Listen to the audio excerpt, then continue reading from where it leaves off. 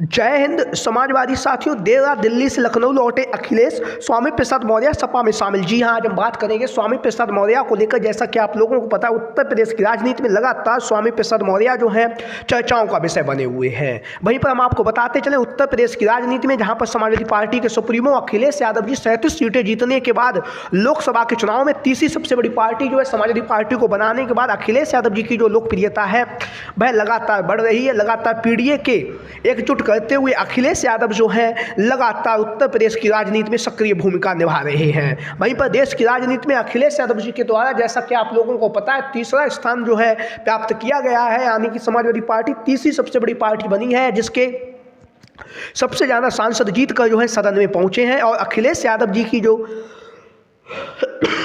झलक है, उस झलक में जो है जननायक की भूमिका नजर आने लगी है। उत्तर प्रदेश में 37 सीटें जीतने के बाद अखिलेश यादव जी का जहां पर जोश और उत्साह बढ़ा हुआ है, वहीं पर लगातार अखिलेश यादव जो है पीडीए की बात कर रहे हैं। लगातार पीडीए के समाज के लोगों के घर जाकर और जो है उनके यहाँ जो कार्यक्रम हो रहे हैं, उन कार्यक्रमों में भी शामिल हो रहे हैं। और लगातार अखिलेश यादव जो है विधानसभा चुनाव 2027 को लेकर अभी से तैयारियों में जुटे हुए हैं। जहां पर अखिलेश यादव लगातार 2027 के विधानसभा चुनाव की तैयारियों में जुटे हुए हैं।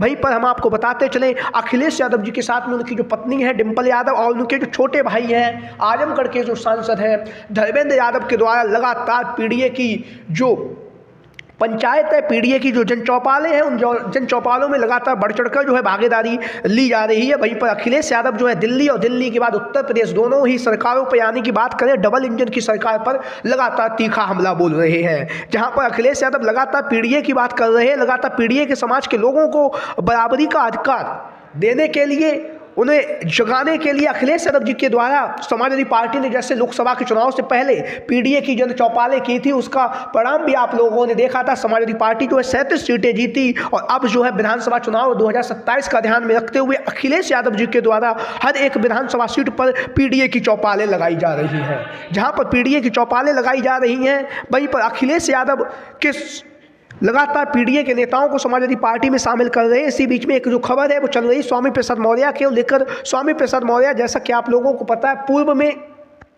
समाजवादी पार्टी के नेता रह चुके हैं। उससे पहले भारतीय जनता पार्टी में थे। उससे पहले जब बहुजन समाज पार्टी की सरकार थी तो उस सरकार में नेता प्रतिपक्ष और कैबिनेट मंत्री भी हुआ करते थे। तो स्वामी प्रसाद मौर्य ने 2022 के विधानसभा के चुनाव के बाद अपनी एक अलग पार्टी बनाई, राष्ट्रीय सोशलिस्ट समाज पार्टी। और राष्ट्रीय सोशलिस्ट समाज पार्टी बनाने के बाद जो है अब स्वामी प्रसाद मौर्य लगातार अपनी पार्टी के संगठन को मजबूती प्रदान कर रहे हैं, जिससे कि विधानसभा चुनाव 2027 में जो है मजबूती के साथ चुनाव लड़ा जाए और समाजवादी पार्टी के साथ में गठबंधन करके जो है विधानसभा के चुनाव में ज़्यादा से ज़्यादा सीटें जीतकर जो पीडीए की जो भूमिका अखिलेश यादव जी के द्वारा निभाई जा रही है, उसमें अपना भागीदार, अपना सहयोग दिया जाए। तो स्वामी प्रसाद मौर्य लगातार अपनी पार्टी के संगठनों पर विस्तार कर रहे हैं और लगातार हम आपको बताते चले समाजवादी पार्टी के साथ में इनका गठबंधन होगा।